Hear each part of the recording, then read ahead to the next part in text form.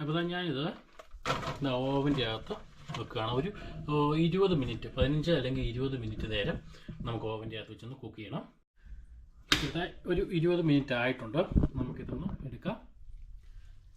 ഇപ്പോൾ almost frozen ആയിരുന്ന എല്ലാം ഒന്ന് ഡീഫ്രോസ്റ്റായി ശരിക്കും കുക്കായിട്ടുണ്ട്. നല്ല ചൂടുണ്ട്. എന്തായാലും നമുക്ക് ഇത് ജസ്റ്റ് എടുക്കാം.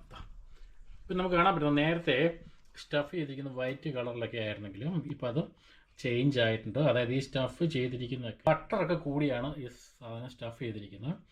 അപ്പോൾ എന്താണെങ്കിലും ആ ബട്ടർ ഈ പറഞ്ഞ പോലെ നമ്മൾ ഹീറ്റ് ചെയ്തപ്പം അത് മെൽറ്റ് ആയിട്ടുണ്ട്. നമുക്കൊരല്പം നേരം ചൂട് പോകാൻ വേണ്ടി വെക്കുന്നതാണ്.